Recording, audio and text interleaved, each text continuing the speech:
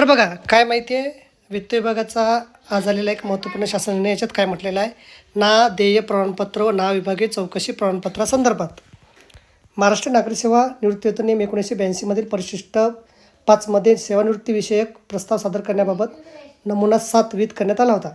सदर नमुन्यामध्ये सेवानिवृत्त कर्मचाऱ्यांसंदर्भात त्यांच्याकडून शासकीय येणे किंवा कसे, याचबरोबर त्यांच्याविरुद्ध विभागीय किंवा न्यायिक कारवाई सुरू आहे किंवा कसे याची खात्री करून कार्यालय प्रमुखाने प्रस्तुत नमुन्यामध्ये संबंधित माहिती भरावी लागते.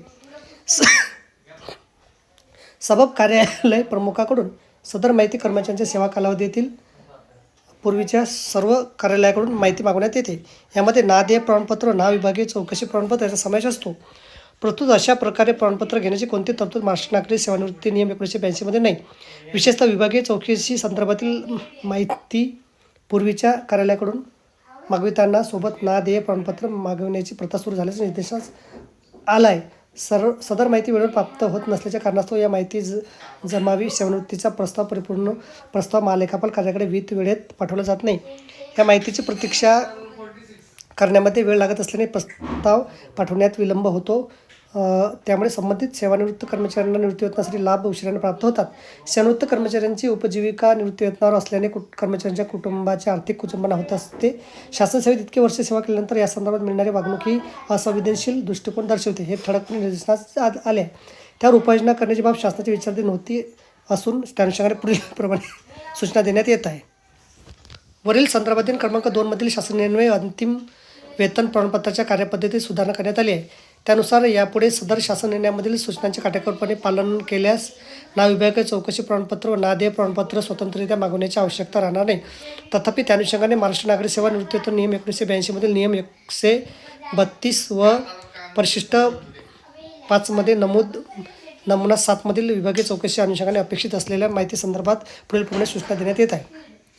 महाराष्ट्र नागरी सेवा निवृत्तीवेतन नियम 1982 मधील नियम 132 मध्ये नमूद शासकीय निवासस्थाना संदर्भातील शिल्लक लायसन्स फीच्या वसुली संबंधातील माहिती कार्यकारी अभियंता सार्वजनिक बांधकाम विभागाच्याकडून ठराविक तारखेपूर्वी न मिळाल्यास शासकीय निवासस्थान मिळालेल्या शासकीय कर्मचाऱ्यांकडून त्यांच्या सेवानिवृत्तीपूर्वीच्या 8 महिन्याच्या कालावधीबाबत वसुली योग्य कोणतीही लायसन्स फी येणे नाही असे गृहीत धरण्यात येईल. असे तरतूद असल्याने या माहितीची प्रतीक्षा न करता सेवानिवृत्त प्रकरण पाठवणे शक्य असल्याने याची नीव सर्व विभाग प्रमुखांना कळावी.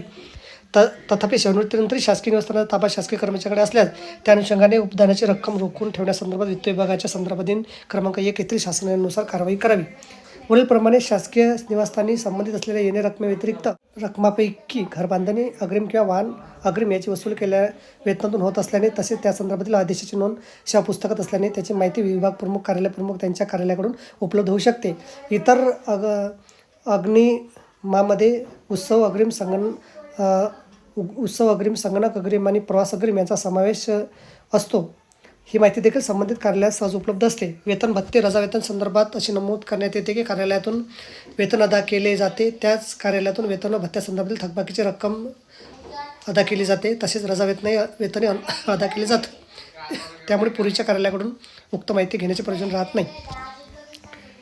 आयकराची वजावती ही देखील संबंधित कार्यालयाकडून होत असल्याने त्याची माहिती संबंधित कार्यालयास उपलब्ध असते. थोडक्यात वरील सर्व माहितीसाठी अन्य कार्यालयाकडून देय प्रमाणपत्र मागविण्याचे प्रयोजन राहत नाही. तरी सर्व विभाग प्रमुख, कार्यालय प्रमुख असे सूचित करण्यात येते की यापुढे सेवानिवृत्त प्रकरण सादर करण्यासाठी इतर कार्यालयाकडून ना देय प्रमाणपत्र मागवण्याची प्रथा बंद करण्यात यावी व संदर्भाधीन क्रमांक 2 येथील शासन निर्णयातील ना देय प्रमाणपत्राची बाबतची तरतूद विचारात घ्यावी.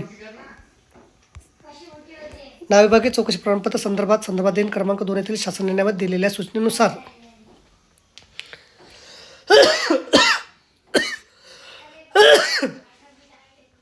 कार्यवाही करणे आवश्यक आहे. या कार्यालयामध्ये संबंधित कर्मचाऱ्याविरुद्ध विभागीय चौकशी व न्यायिक कारवाई सुरू आहे याची माहिती कर्मचारी सध्या ज्या कार्यालयात कार्यरत आहे त्या कार्यालयास प्रत्यक्षात कारवाई सुरू झाल्या पण 3 महिन्याच्या आत कळविणे आवश्यक राहील.